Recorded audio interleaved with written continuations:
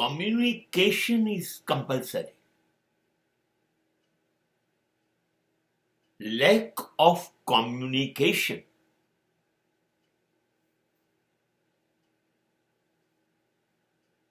will create all type of misunderstanding in relationship,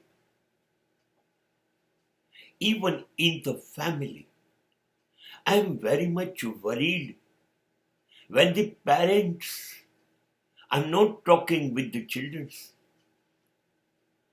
when the minimum communication will be there between husband and wife. I am highly worried.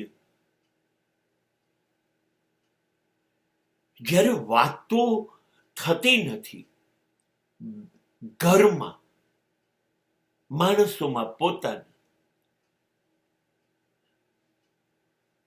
ત્યારે બહુ ચિંતાજનક સ્થિતિ છે. બધા જ સભ્યો એકબીજા સાથે વાત કરીને હળવા થઈ શકે, ખુલ્લા થઈ શકે, સાફ મનના માણસો જ વાત કરી શકે.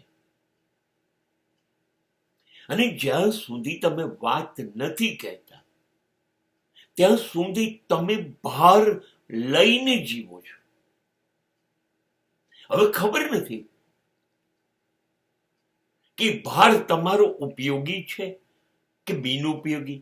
શા માટે પણ તમારે કોઈ પણ વાત એવી કેવી હોય જીવનમાં, અથવા જીવન એવું કેવું હોય કે આપણી વાત આપણે કોઈને કહી જ ના શકીએ? બહુ ખતરનાક સ્થિતિ છે. તમે ખાલી ન થાવ તો હળવા નહીં થાવ. તમે કોઈને કહેશો,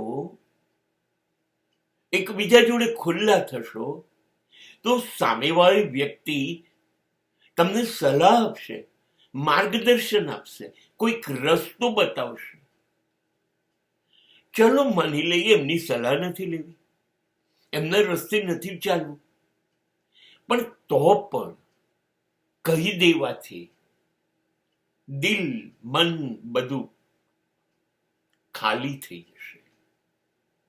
જ્યાં સુધી ખાલી નહીં થઈ જાઓ ત્યાં સુધી ગૂંચવાયેલા રહેશો, મૂંઝાયેલા રહેશો. વાત ના થાય એ ચિંતાજનક છે. હા, અને પાછી એવી વાતો થાય કે વાત કરવી છે એટલે વાત કરવી પડે. વાત કરીને એકબીજાને છેતરવાના. કેમ કે વાત નથી કરતા તો ખબર પડી જાય આપણી વચ્ચે મતભેદ છે, એટલે એ ખબર ના પડે. આપણે તો જોડાયેલા જ છીએ, આપણી વચ્ચે કશું નથી, એ સાબિત કરવા વાત કરવાની. પણ એ વાતનો કોઈ અર્થ જ ના હોય, કોઈ અનુસંધાન ન હોય, એની પાછળ એક લોચે હોય. વાતમાં કશું જ સંબંધોની પવિત્રતા જાળવે, નિર્દોષતા જાળવે એવું ન હોય. એવી વાતો પણ નકામી છે, એવી વાતો પણ એકબીજાને છેતરનારી છે. સો આઈ સે we need communication, we need clarity. આપણે વાતચીત કરવાની બહુ જરૂર છે, ખુલ્લા થવાની બહુ જરૂર છે. આપણે ખુલ્લા કેમ નથી થઈ શકતા? આપણા મનમાં, દિલમાં ક્યાંક કાળાશ છે, કશું ખોટું છે, એક ડર છે, અને તેથી આપણે કોઈને કશું કહેતા નથી અને મૂંઝાઈએ છીએ.